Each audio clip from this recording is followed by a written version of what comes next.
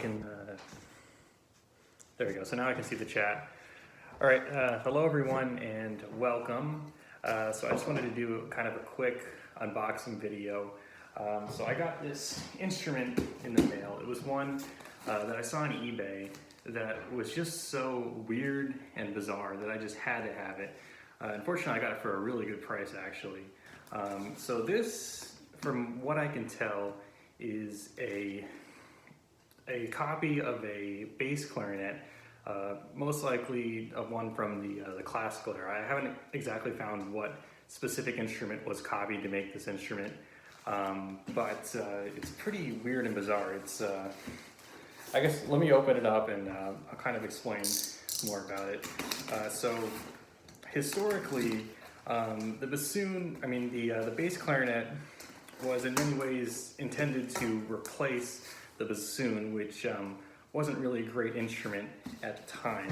So a lot of the earlier bass clarinets are built in bassoon form with the idea that somebody who's used to playing bassoon might be able to pick up the instrument, learn the fingerings, and have an instrument with a bit better projection. So anyway, let me start pulling out the parts of this instrument. So the first thing we have here is the bell. So pretty nice, cool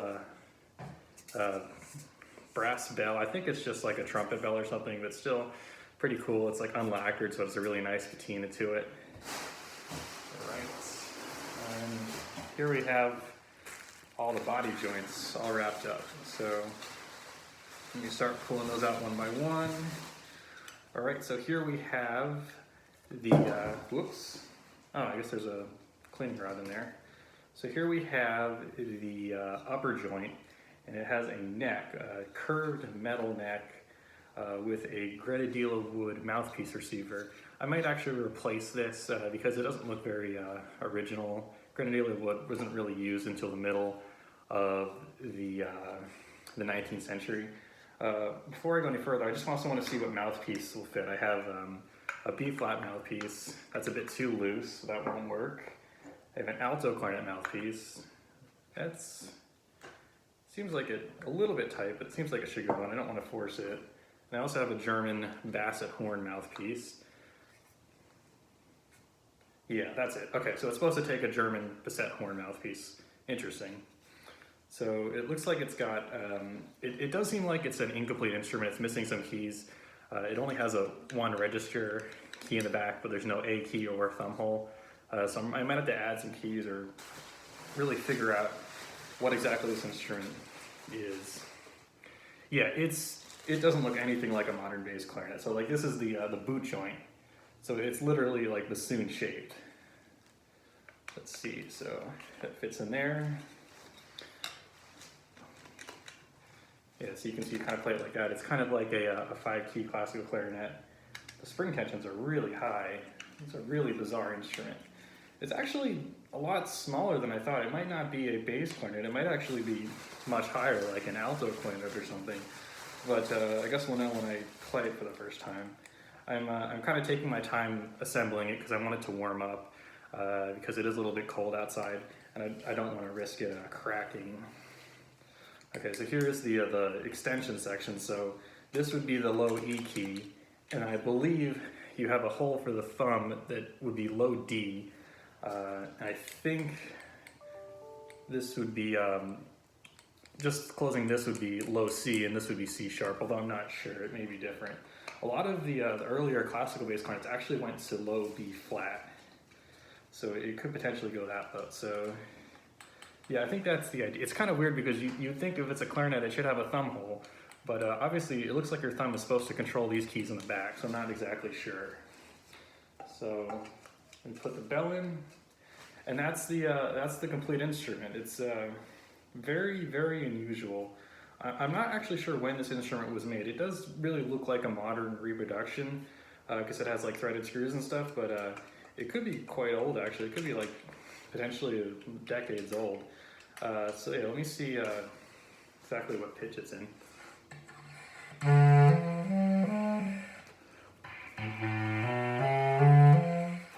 Weird. So,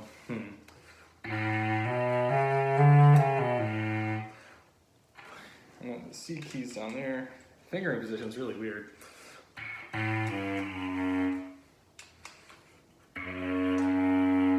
and there's the thumb hole. Nope.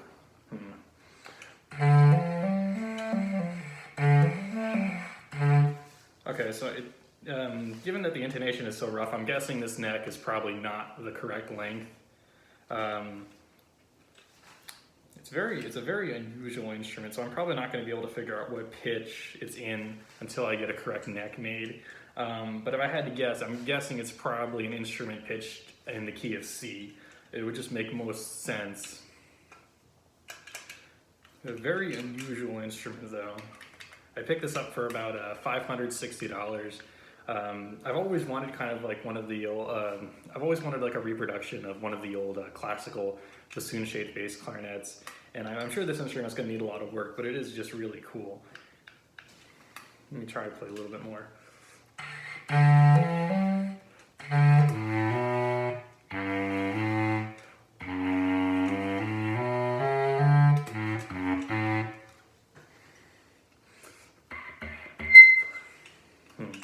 The low note just does not want to come out. Let me try adjusting my reed a little bit. It's also possible there's quite a few leaks in this instrument. The pads look decent-ish, but they're pretty old and they don't look like they're seated quite correctly. And a lot of it actually doesn't have a normal tone hole seats. A lot of these tone holes are just straight holes drilled right into the bore.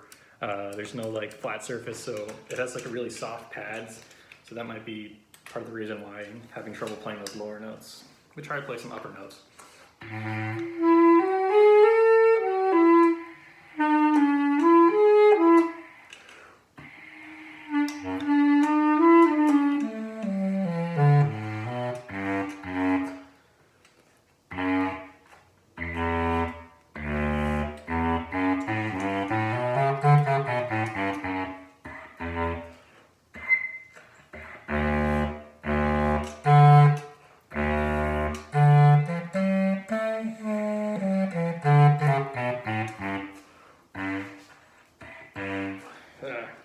Fingering positions on this thing are really weird. Yeah, it's just a really bizarre instrument all around. It definitely doesn't seem like it's complete, so next project is going to be making a neck for this thing, probably just out of like a brass tubing, make it look more original, fix it up. I might add a few keys. I noticed it was missing the, there's no low E flat key. Yeah, definitely, the neck is just way too short. Because you can hear like the difference in pitch between the notes in the upper joint. Those should be a whole tone, but they're much more than a whole tone. Yeah, it does sound pretty good. Yeah, well, hopefully once I can get a. Oh wait, there's a piece of cork stuck in this thing.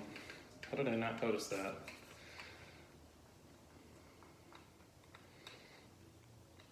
There we go. Yeah, there's just like a piece of crud right in there.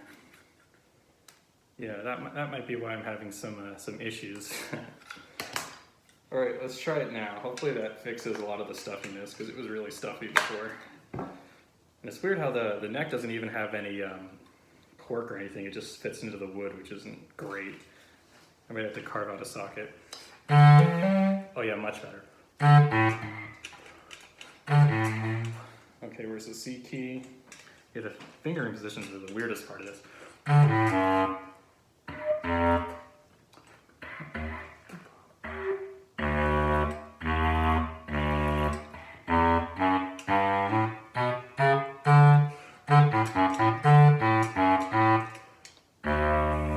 Okay, much better. Still doesn't seem like the intonation is great in the upper. I can't tell what the fingering for that is supposed to be.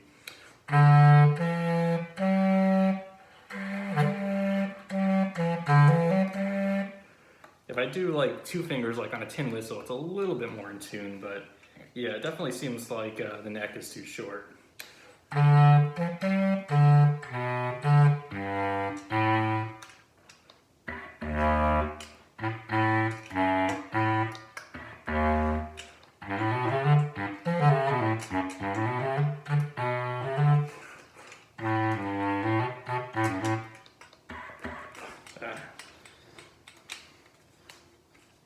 Yeah, so just a very, another weird thing I noticed, it looks like this is supposed to be, actually I haven't tested that note yet. Yeah, so it's like, it's supposed to be the C sharp, G sharp key, but it's like, it's sort of like positioned like the key on a bassoon. I guess, yeah, that would be the C sharp trill key on a bassoon, where you hit it with the right hand index finger. I guess it's kind of like some clarinets have like a trill key there. Yeah, I'm not really sure what the deal is with it having no thumb holes. It kind of seems like it's only really designed to be played in the lower register, which I guess I could see. But yeah, just very weird and unusual instrument. So this should be a pretty fun project. Unfortunately, my lunch break is almost over, and I'm gonna have to end the stream really quick. So thank you everyone for watching. Hopefully I'm gonna start trying to make videos again. Unfortunately, it's just been very, very busy for me. I've actually gotten quite a few unusual instruments recently, so I'm definitely really far behind in making videos. So yeah, thank you. Oh yeah, it's very compact too. I forgot to mention that. It's like tiny. Actually, I have an alto clarinet here to compare. So like this is my my Bundy alto clarinet next to it. So you can see it's quite tiny. Which actually brings up the question of why they don't, why nobody's tried to make like a modern bassoon-shaped bass clarinet. I think it would be pretty cool. Just from a compactness point of view, it would be a very practical instrument. But yeah, so thanks everyone for watching. Hopefully you'll see more of this instrument once I kind of figure out what size neck it needs and maybe do a little bit of work to it. So thank you everyone for watching.